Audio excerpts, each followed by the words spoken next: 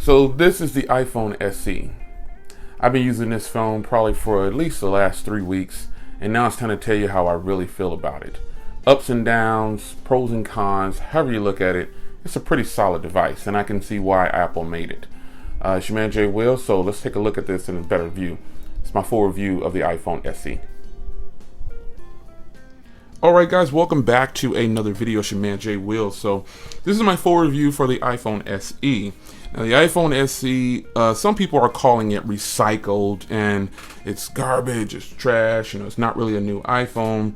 Well, we all know that there's probably going to be an iPhone 7 and there'll probably be another iPhone. Who knows? There's also probably in the talks, in the works maybe, for an iPhone Pro. Now that is the one that I would be interested in if they were to do that. So iPhone SE. I'm going to give you some pros and some cons in this review. Take them how you want. It's my opinion, my experience, and it's actually been a pretty good experience. This won't be the type of review where you think, oh, Jay's just going to say this phone's garbage. Won't happen. This is actually a pretty solid device. Does it have its ups and downs? Does it have its ups and downs? Sure it does. Pros and cons, of course. I'm going to start with a con that might be a pro for a lot of other people, but it fell into a con for me.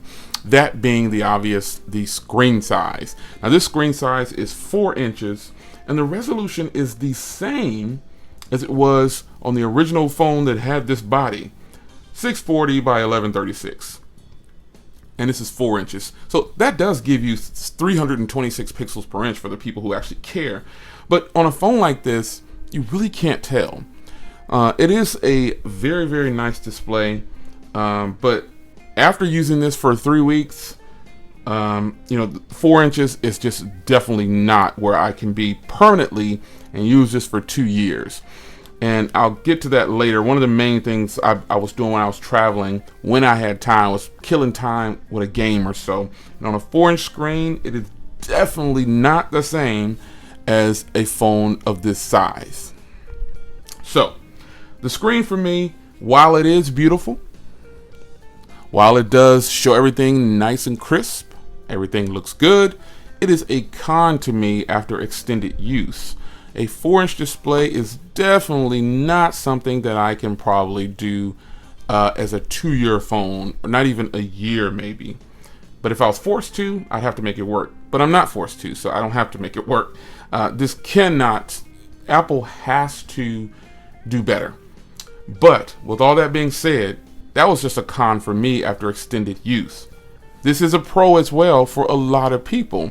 And I understand why Apple made a 4-inch phone. As I record this and I look at this through the viewfinder, someone made a joke in another video that looks like a pager. Yeah, it kind of does. My hands are big enough to make this phone just look dwarfed. But again, it could be a pro for a lot of people, and I think there's probably like 40 million people already who found that this is a pro, because this phone is selling actually very well, and it's doing well. Why is it doing well? Well, they gave it an upgrade. This 12 megapixel camera on the back is a serious upgrade, because it is the same camera that is in the current iPhones, which is the iPhone 6s and the 6s Plus. So let's do a camera sample right here. Is it a stellar camera? It's good. Can it compete with the G5, the S7 Edge, the S7? Nah. And I say that from experience because, as you know, I was vacationing and I was using this device for photos, because I switched back and forth, and it turns out this battery was just killer of all the devices at the time that I was using, and I'll get into that later. But in a lot of situations, I had to switch to the G5 or the S7 to get the right shot. I couldn't get the best shot, especially in low light. I really couldn't. It's not even that it was low light. It was just not ideal for the lighting, and it just couldn't do it. When I would turn on the G5, especially the S7, it would just brighten it up for me, and I would get the shot, boom, and I'm done. While this is an upgrade, it still doesn't so much compete with the current flagships on the market, S7 to be exact, G5 to be exact. And I don't have the HTC 10 yet, but you can rest assured you'll probably see my thoughts on that and have an unboxing and full review on that as well. But the camera on the front, however, in another video, someone chose to point out that I made a mistake. It's no problem. I'm human. I make mistakes. In one video, I said that the front camera was upgraded, but the front camera still has the 1.2 megapixel on the front. But that's not a bad thing. I mean, this camera is actually really good, and it's really good for FaceTime video, because it shoots in HD, 720p at 30 frames per second. It's great for video chat. It's really good. So while the rear camera is an upgrade, it's still not on par with some of the other flagship phones that are out. That's just the way it is, and that's just my experience having them in hand and testing them side by side. How about we go to a Pro? 2 gigs of RAM. Now, having 2 gigs of RAM in an iPhone is like having 2 gigs of RAM in a Windows phone. You really don't need it. The operating system is optimized so well that you're going to get one of the most buttery smooth experiences you could possibly get on a phone. I'm telling you, this phone has just one of the smoothest experience you'll ever get on a phone. Forget about all the gimmicky talk. Oh, it's the easiest to use. I think Android is easy to use. I think Windows Phone is easy to use. But just the overall performance with this 2 gigs of RAM, coupled with the new processor inside. So the processor, let me get my cheat sheet. The processor is now a dual core 1.84 gigahertz twister. And the GPU is a PowerVR GT7600, which is a 6-core graphics. Whew, a mouthful. All that said, this is what you get. You get buttery smooth gaming. In a game like this, I have played this. I used to demo this on all my devices when I would do, let me connect to Wi-Fi. I used to demo this on all my devices when I would demo games. And because this game can really bog down your device if you don't have a device that's powerful enough to do it and to play it. But with this little phone, you should be able to enjoy some serious gaming when in fact you do want to game, if this game will start. Let's go back in and try to reboot it. I want to show you how the gameplay is on here. It's actually pretty stellar. So sign me in so I can show everybody a game. Come on, guys.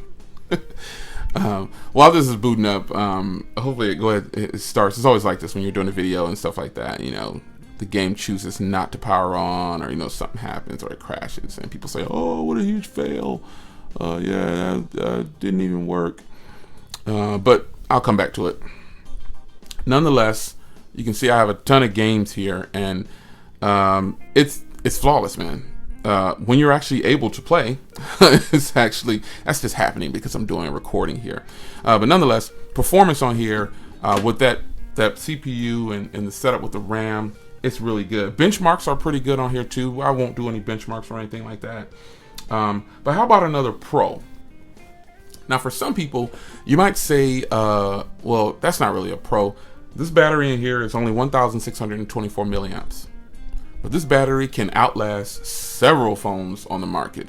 One thing is the display is not really a high resolution display. It's not a quad HD or anything like that. And the way Apple has this operating system optimized is killer. It's killer. As you heard me speak in another video about the battery life. So this G5 is brand new. This is actually the T-Mobile G5. I switched back to it. I had the Verizon version because I wanted the color. So I went to my Verizon account, bought one, sold my other G5. And then I get into the Verizon version on my trip with my T-Mobile SIM card. It was searching for signal and it was so bad. And I didn't know it at the time because I was, I'm traveling, I'm having a good time. And so I ended up switching from that to the S7. And then from the S7 to this, because this phone just killed it on battery life. I mean, it's not that it has just great standby time. That's not the only thing. I was able to talk on the phone for hours, play a couple of games when I wanted to, plug it in or use it as a Bluetooth in my car, just everything, or not even using Bluetooth, just plugging it in and playing music or just doing everything. At the end of the day, I still had at least 40%. And I would start my day probably at about 8 a.m. or so, some days, 10 a.m. another day. End result is I wouldn't be back at my hotel until about 10 or midnight, and then I would still be on it, and then I wouldn't go to bed till like 2 or 3 in the morning, doing what I need to do, and I would still have about 30 to 40% probably. Some days I don't even need to charge it overnight. I'll just go ahead and go to the next day, and I'll plug it up in the car and charge it, and it charges pretty fast. It does really good. I can plug this in for about 30 minutes or 15 minutes, and I can get enough to boost me up to take me a long way. So battery life on here, huge pro for me. It saved me in a sense. How about we go to another con? Now this might be a con for some, and it might be a pro for some. One thing I've learned though is a lot of techies actually prefer larger memory, like 64, 128. Like the iPad Pro that I'm recording on right now, it has 256 gigs on board. A lot of people might not even need 16. I've actually been in the store, in the Apple store, and I heard reps trying to sell someone a 64 or 128 gig iPhone, and they're saying, listen, I don't need all that. I just need about 16, the smallest one. So there is a market for 16 gig memory, which is really only about 10 when you get all the system files out of the way. But it seems like all the people I know are techies pretty much. And very few, I know some people that are non-techies and they actually require 128 gig. But that's a matter of memory management. They're not managing their memory the way they should. They're keeping things on their phone that they're just old from years ago and they don't really need to have it there. Nonetheless, personal preference. A con for me would be this phone comes in a 16 and a 64. Now, it's bad enough that they, quote unquote, like someone else said, recycled these bodies. Then they brought this new color out here to let you know it was an SE and put a little logo down there that said SE Special Edition.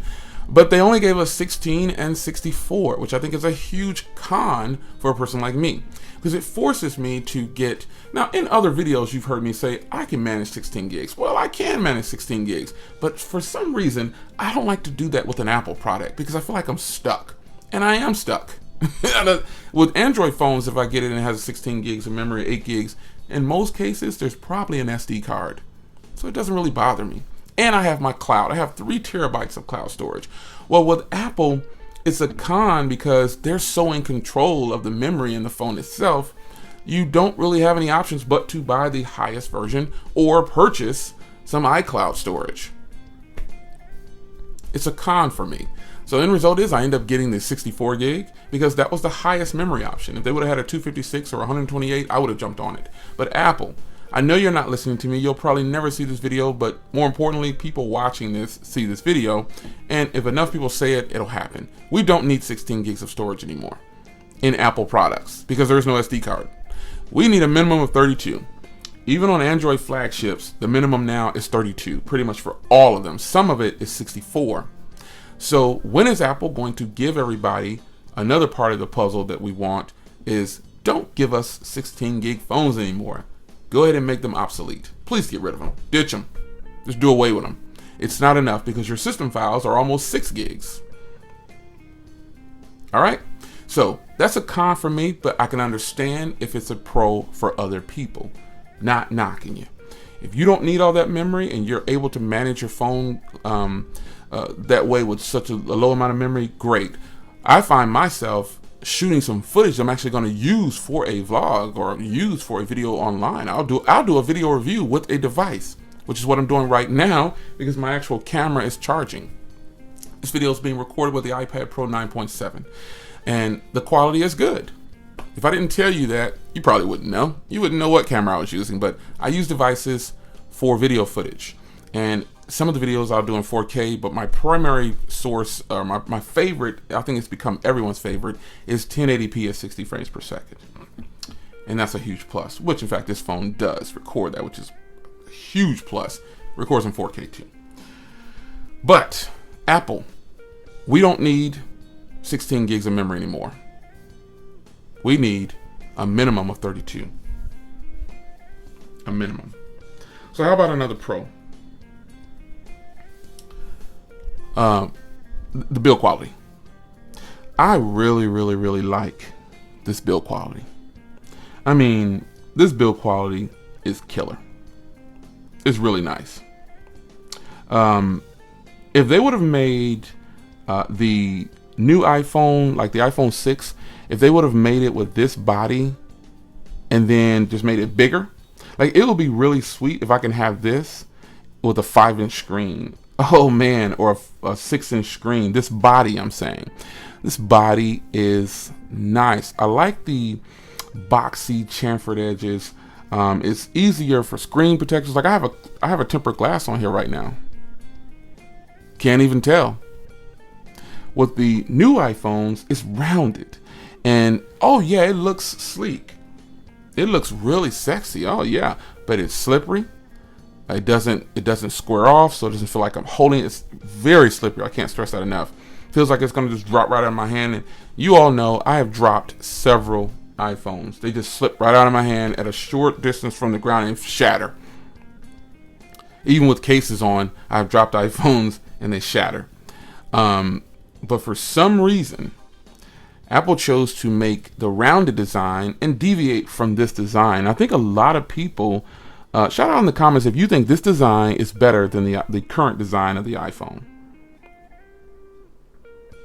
I really like this design. I mean, it's not too boxy. It gives it some. There's actually a design here, I guess I want to say. I mean, check it out for yourself. It's not all the way square. It's a little round. It's good. Hey, the game started, so I can game for you. All right. So, design. Yeah, it's good. Can I game? You got me demo a game for these people? Finally. Now I'm going to show you some of the graphics on here because I really enjoyed playing on Apple products because of the cores and the GPU. It's actually pretty solid. And even this little phone right here, watch how smooth this gameplay is. Come on, I've promised them a game, so you have to start. It's always like this. As soon as I'm recording a video, hiccups. Come on, man. Play. I played this game 1,000 times on this phone, and I didn't have any problems. Well, it says there's a problem connecting to the network. I don't know what that's about.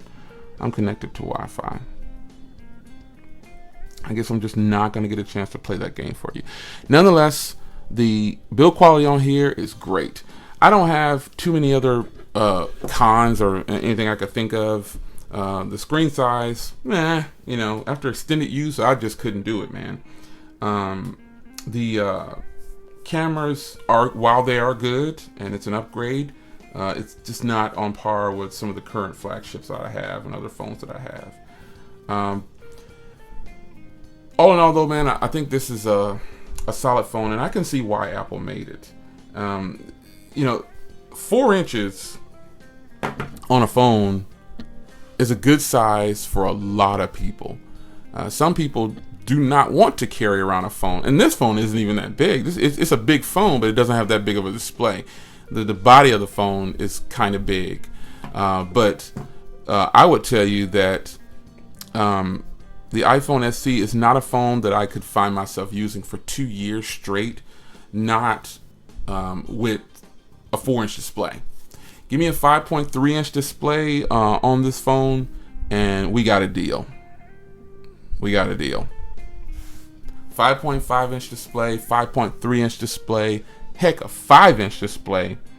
And with this body, I'll do it.